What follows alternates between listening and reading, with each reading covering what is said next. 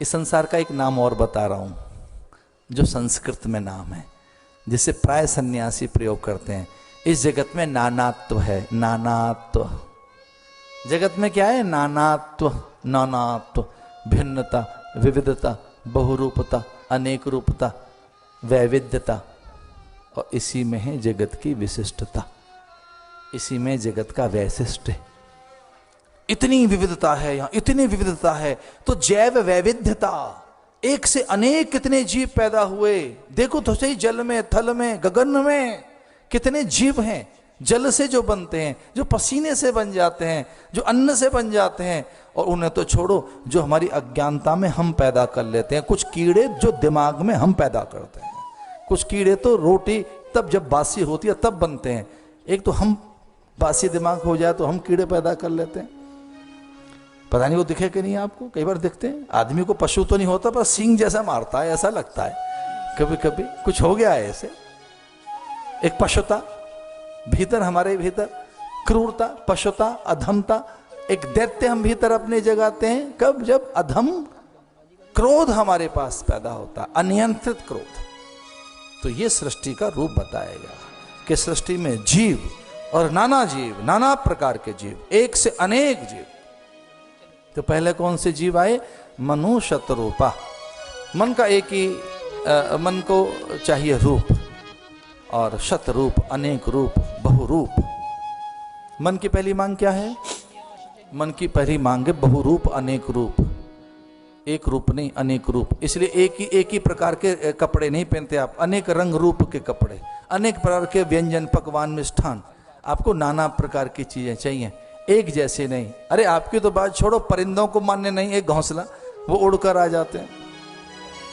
उन्हें एक जैसा अच्छा नहीं लगता, उन्हें परिवर्तन अच्छा लगता है। तो जगत का एक सच है, उसका नाम है परिवर्तन। तो परिवर्तन, रूप में परिवर्तन, शत शत रूप।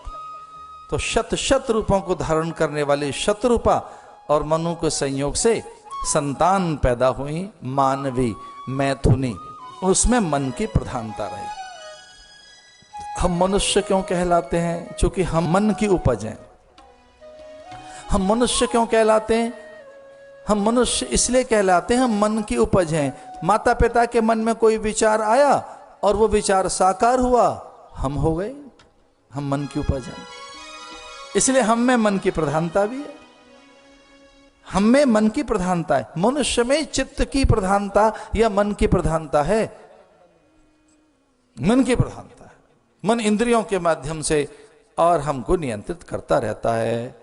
हम में मन की प्रधानता है, और ये मन की प्रधानता ही हमें बंधन और मोक्ष की ओर लेकर जाती है।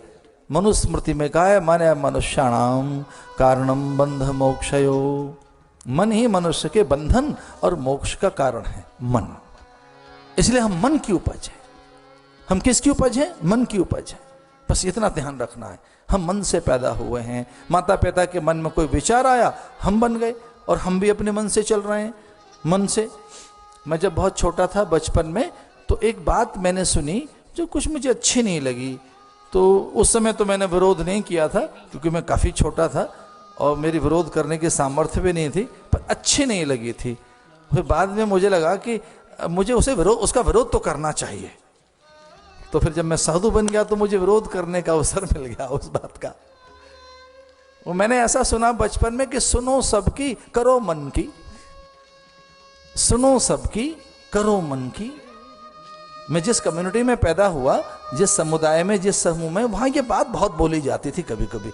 अरे सुनो सबकी, करो मन की, सुनो सबकी, करो मन की। तो मैंने कहा ये बात कुछ अच्छी सी नहीं है। सुनो सबकी, करो मन की, तो फिर सुना ही क्यों सबकी, जब करनी मन की है? तो मन की करनी है हमको, तो सुने क्यों किसी की? तो कभी कभी आदमी सुनता तो है सबकी, पर करता है मन की। कभी कभी सुनता तो सबकी, हूं हाँ करता रहेगा, हाँ पिताजी मैं करूंगा, माताजी करूंगा, सबको कहता है, मित्रों को कहता है, पर कई बार धीरे से करता क्या है? जो मन को अच्छा लगता है, करता मन की है। अब मन की क्यों करता है? ये एक भेद है। मन में जो है, अब मन में सुख और सम्मान छुपा हुआ है, मन में रूप का आकर्षण छुपा हुआ है, तो मन भोगता है, मन भोगता है, भोगता। इंद्रियों के माध्यम से जो भोग रहा होता है उसका नाम है मन। अच्छा, मन क्या भोगता है? एक ही चीज भोगना चाहता है मन। मन सुख को भोगना चाहता है और दुख को नहीं भोगना चाहता मन। ये मन की दुर्बलता है।